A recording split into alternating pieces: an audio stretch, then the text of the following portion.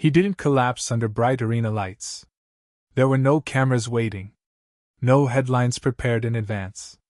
It happened in a small club, late at night, surrounded by people who still believed in the music. He had already come back for an encore. Then another. The crowd wouldn't let him leave. He stepped off the stage, walked among them, singing as if the room itself mattered more than the spotlight ever did. And then he fell. Within an hour, one of the most distinctive voices in soul music was gone. He was 43 years old. For years, his voice had been everywhere. On radios. At family gatherings. Late at night when the world felt quiet. A falsetto that sounded effortless but carried something heavy underneath. But when the music stopped, the silence came quickly. This is not the story people usually tell about success. There is no victory lap here. No clean ending. This is a story about what happens after the applause fades. About how easily greatness can slip out of the conversation. And about a voice that deserved more than a quiet goodbye. Before the world ever heard his voice, silence shaped him first. He was born in Cincinnati, Ohio, in 1941. A city where opportunity did not arrive easily, especially for black children. Music surrounded him early, not as a dream, but as routine. Church choirs. Family harmonies. Songs that carried faith and endurance in equal measure. Then the structure collapsed. His parents separated when he was still young. His mother left for Detroit. His father worked long construction jobs, moving from site to site, rarely home. With no stable care, the children were placed in an orphanage for black youth. Years later, he would describe that moment with quiet precision. The pain wasn't abandonment. It was awareness. Knowing both parents were alive, but unreachable. 5 years passed inside institutional walls. Rules replaced affection. Order replaced warmth. He learned quickly how to stay alert, how to disappear when necessary, how to listen more than speak. Music became something private. Something internal. A place no one else could take from him. Eventually, he and his brother escaped. His brother went north to search for their mother. He stayed behind, drifting between relatives, taking small jobs, never settling long enough to feel secure. Childhood ended early. Responsibility arrived without warning. At 15, he chose structure over uncertainty. He lied about his age and joined the military. The uniform brought routine. The discipline brought control. In training, he learned to fight. In quiet moments, he sang. The voice followed him everywhere, even when he tried to ignore it. He boxed to survive. He sang to remember who he was. During his service, he earned his GED and trained as a medical specialist. He also crossed paths with musicians who recognized something rare in his tone. It wasn't loud. It wasn't showy. It carried restraint, like someone who had learned to hold things in. After 7 years, he returned to civilian life and reunited with his brother in Detroit. They formed a gospel group together, hoping faith might offer direction again. For a brief moment, it felt grounding. Familiar. Safe. But safety didn't pay the bills. He made a difficult decision. He stepped away from gospel music and moved toward rhythm and blues. It wasn't rebellion. It was realism. The industry offered survival, not salvation. He changed his name during that transition. Letting go of his father's surname. Adopting his mother's. Adding one letter, quietly reshaping his identity. It wasn't reinvention for fame. It was reinvention for clarity. Soon, he found himself surrounded by musicians pushing sound forward. Bass lines that refused to stay still. Drums that demanded attention. In those rooms, his voice didn't compete. It hovered. Observed. Waited for the right moment. The past had hardened him. The voice carried everything he never said out loud. And somewhere between rehearsal rooms and late-night sessions, the future began to take shape. By the time his voice reached national radio, it no longer sounded like hope. It sounded like certainty. Years of discipline had stripped away anything unnecessary. What remained was control. He didn't chase notes. He placed them. His falsetto didn't rise to impress. It hovered, calm and confident, as if it already knew it would be heard. When he joined the Spinners, the fit was immediate. Not because he was louder, but because he knew when not to be. The group had history, talent, a sound that was waiting for the right balance. With him in place, that balance arrived. Harmonies tightened. Emotion sharpened. The music breathed differently. Then came the shift that changed everything. Leaving Motown for Atlantic Records was more than a business move. It was an artistic rebirth. Under new guidance, the sound softened without losing its edge. Strings replaced urgency. Space replaced noise. What emerged was soul music that trusted restraint. And America responded. Song after song found its way onto the charts. Not briefly, but decisively. The records crossed boundaries, reaching listeners who didn't usually follow R&B. His voice became familiar in living rooms, on car radios, late at night when people were alone with their thoughts. On stage, he didn't command attention. He invited it. The glasses, the subtle movements, the way he leaned into certain lines as if confiding something personal. He wasn't performing at the audience. He was speaking to them. And they listened. There were moments that felt almost surreal. Touring far from home. Standing on international stages.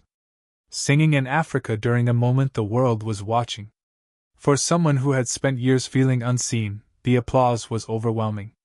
But it never erased the instinct to stay guarded. He smiled. He thanked crowds. He delivered every night. Yet something in him remained cautious, as if success could still be taken away. Because he had seen things disappear before.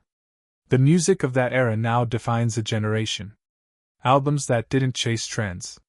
Songs that aged with dignity. Younger singers studied his phrasing without realizing they were studying survival disguised as elegance. At their peak, the Spinners weren't just successful. They were stable. Consistent. Trusted. And that stability made the next moment more dangerous. Because when everything finally seems secure, that's when doubt arrives quietly. Not from critics, but from inside. A question began to surface. Was the voice bigger than the group? And once that question exists, it doesn't need encouragement to grow. Doubt rarely arrives as noise. It comes quietly. Disguised as logic. Framed as growth. As the success continued, voices around him grew more confident. They spoke about potential. About legacy. About how often history rewards the individual more than the collective. The comparisons came easily. Others had left their groups. Others had stepped forward alone. Some had survived it. The idea did not feel reckless. It felt inevitable. Inside the group, conversations became careful. Respect remained, but the balance shifted. He felt seen by the audience, yet unheard in private. The tension was not rooted in ego alone. It came from years of feeling replaceable long before success ever arrived. When the request was made to change the group's identity, it was met with resistance. Not hostility. Fear. The others believed the strength lived in the harmony, not the spotlight. They had built something rare. They did not want to fracture it. The disagreement lingered. Eventually, he stepped away. There was no dramatic exit.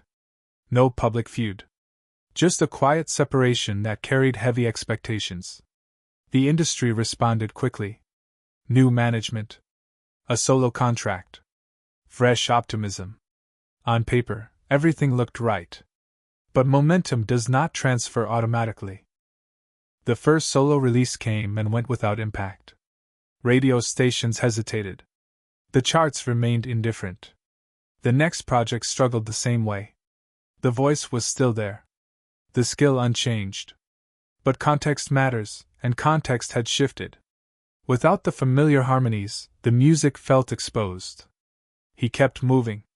Collaborating. Lending his voice where it fit naturally. Funk records. Experimental tracks.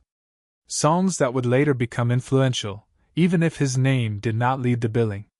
The work remained honest. The recognition did not. With each release, the industry's patience thinned.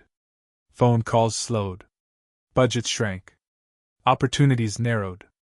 The same system that once encouraged independence offered little support once independence proved fragile. This is where loneliness sets in. Not the loneliness of isolation, but the loneliness of being remembered for something you are no longer allowed to be part of. He carried the weight quietly. Continued performing. Continued showing up. Continued singing. But the rooms grew smaller. He had left stability chasing self-definition. What he found instead was uncertainty without a map. And unlike earlier in life, there was no uniform, no structure, no institution to fall back on. Only the voice. And the road. Some artists fall loudly. Others fade while still standing. And for him, the hardest part wasn't losing fame. It was realizing how quickly it moved on without him. America has a short memory when the spotlight moves on.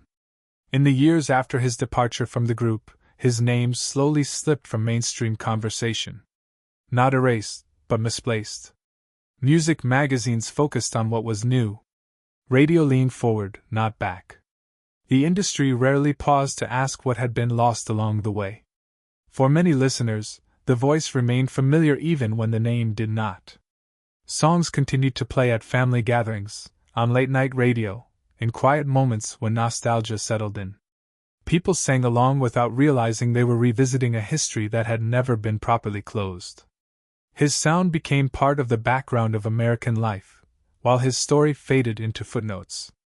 This was not unusual. Black artists of his generation often carried culture without carrying ownership of how that culture was remembered. Institutions praised innovation but struggled with long-term acknowledgement. Recognition came early, if at all, and rarely returned when artists aged or stepped outside commercial relevance. Internationally, the music traveled better than the man. Across Europe and beyond, soul music from that era was studied, collected, and revered. The emotion translated easily. The phrasing resonated. Yet admiration did not translate into protection. Applause existed without accountability. Back home, even the group that defined an era found itself in a strange position. Decades of influence. Dozens of hit records. Still, full institutional recognition remained inconsistent. It raised uncomfortable questions about how greatness is measured and who decides when a legacy is complete. When his life ended, there was no national moment of reflection. No long-form tributes. No careful unpacking of what his voice had meant. The news passed quietly, as if the story had already been filed away. But memory does not always live in headlines. Sometimes it lives in harmony. In a falsetto line that still feels honest. In songs that refuse to age. And sometimes, it takes years before someone asks why the silence lasted so long. The final night did not feel like an ending. The room was small. The crowd was close. There were no expectations beyond the music itself. He sang the way he always had, giving more than required, stepping off the stage to meet people face to face. He thanked them one by one, as if gratitude mattered more than image. The applause kept calling him back. On the last return, he moved through the audience, singing among them instead of above them. The song spoke about love and disappointment, lessons learned too late. Midway through the performance, the moment broke. He collapsed. What followed happened quickly. Confusion. Fear. Strangers trying to help. An ambulance. A hospital room. Within an hour, it was over. A heart attack ended a life that had spent decades giving sound to other people's memories. He was 43. The farewell was quiet. Too quiet for someone whose voice once filled arenas and radios across the country. Only a few people stood at the funeral. No cameras. No grand tribute. Just absence. In the years that followed, loss continued to visit his family. Tragedies layered on top of tragedy. Stories that never reached the public ear. Pain carried privately, without ceremony. But the music never left. It lives in harmonies that still feel balanced. In falsetto lines that singers still study, whether they know the source or not. In records that refuse to sound dated, because they were built on restraint instead of trend. His legacy does not need reinvention. It needs acknowledgement. He was part of something larger than himself, and he helped shape it with precision, humility, and control. The voice mattered not because it demanded attention, but because it earned trust. If this story reminded you of a song you grew up with, a moment in time, or an artist who deserved better, take a moment to remember. Share a thought. Leave a comment. Say the name out loud. Because history doesn't fade on its own. It fades when no one speaks.